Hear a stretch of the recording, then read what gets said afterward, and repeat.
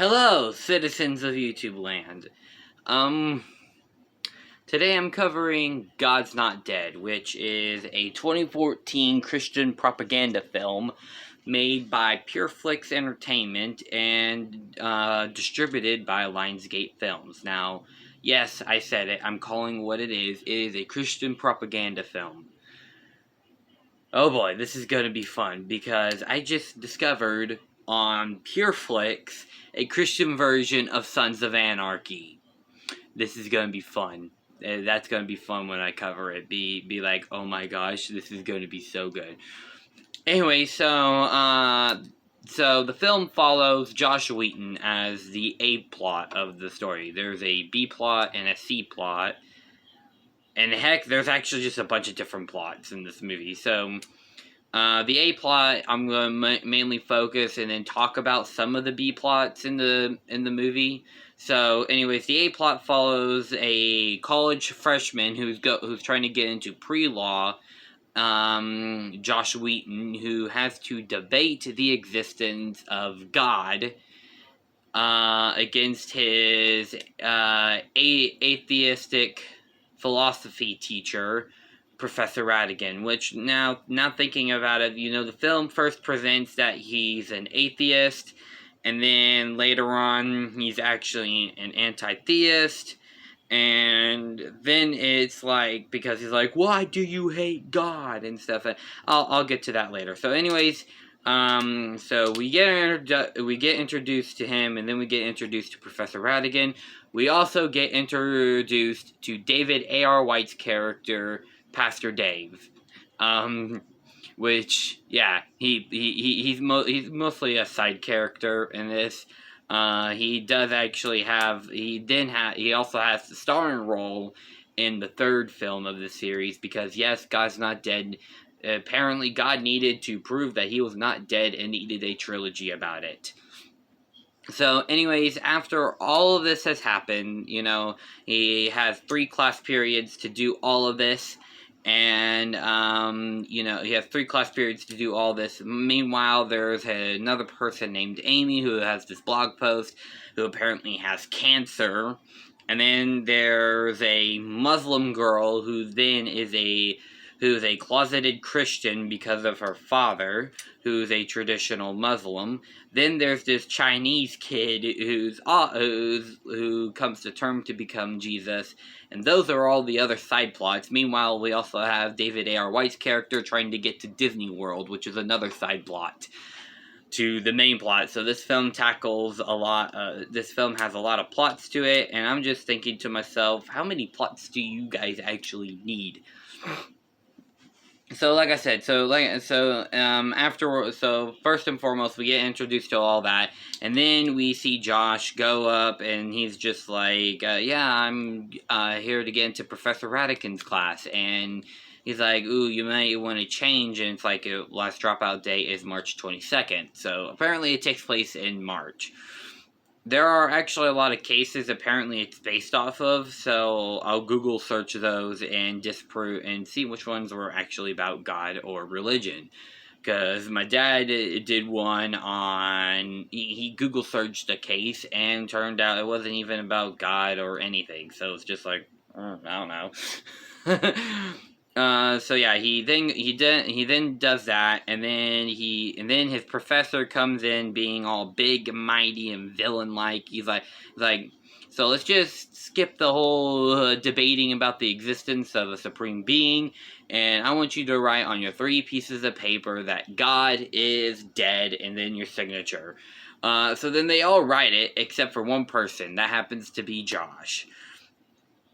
And then Josh, he's like, I can't do it, because I'm a Christian, and then Professor Radigan's like, well, you can go back to your dorm and sit on your knees and you can pray, but in here, you follow by my rules. And he's like, I just can't do it. He's like, alright, let me explain the alternative. You will get into a debate with me that I will prove if your argument is wrong or not, and if your argument is wrong, then you lose 30% of your grade. And he's like, how about I try to convince your class and unconvince them that God is not dead? hence the title of it being God's Not Dead. So after all of this is and then he's like, all right, you can do that. And so then Josh, later on, Josh makes his point, and he's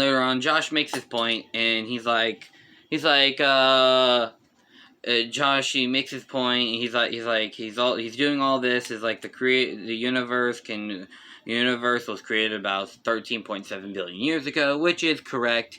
And then he then goes on to say that.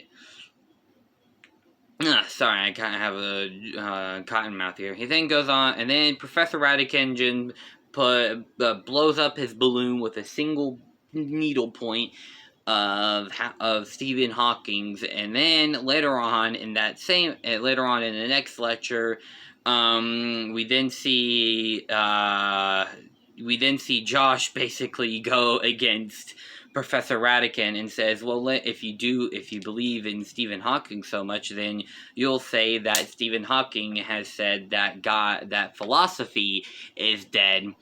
And so there is really no point in this class. And I also have to mention that beforehand, Professor Radican also said that in his classroom there is a God, and that he is him, and he's a very jealous God, and you don't want to humiliate him in front of his students. So yeah, as you can see, he's supposed to be the traditional Christian propaganda villain that he fulfills very well. Again, I'm calling it what it is. It's Christian propaganda film. And so, anyways, afterwards, after all this has happened, mind you, he then goes to he then asks Professor Radigan, what happened to you? And he's like, when a 12-year-old boy sees his dying mother of cancer, it is natural of him to pray to God to beg him to keep her alive. And he's like, sometimes the answer is no. And then at the end of all of this, again, I'm really skipping the side plots because they really don't matter compared to the main A plot. So after all this has happened, we then see Professor Radigan. We then see Josh be like, "Why do you hate God?" And if he was a normal atheist, like he says he is, then he would say, "I don't hate God. I just don't believe that there's a supreme being." But then he goes on to say, "Yes, I hate God," and he's like, "I hate God with a passion," and all of that. And then all the students then say, "God's not dead, God's not dead, God's not dead," and just like this traditional way. And I could have easily inserted a meme in here where it was just like, "God's not dead, God's not dead, God's not dead," and then inserted another meme where it's like, where it's other people saying, "God's not dead," and "God's not dead," and "God's not dead," and all that. I could have easily inserted a joke there, where they're just... And then later on, his wife, Mina, I should mention her, there's a side plot with her as well. Again, there's side plots with every single thing in this film. There's a side plot with her going on, and then she then says, "All right, you know what, enough of this," and leaves him. And he then goes to a Newsboys concert, because it's also based off of the song God's Not Dead. He then goes to a Newsboys concert, or is walking to one, when he's then hit by a car. And obviously there's a joke where I made a joke in the movie where he's just like, "God's not dead." Oh crap, I hit somebody. Oh well. Because he basically dies from a hit-and-run accident where his ribs are crushed. I didn't know, apparently, from being hit from a car, I didn't know from being hit by a car at 30 miles per hour would crush your ribs. I mean, my mom did get hit by a Ford F-150 at 55 miles per hour, and that severely caused a lot of damage for her, but it was like a minivan at 30 miles per hour crushed this guy's ribs. Oh no, it just doesn't make any sense to me.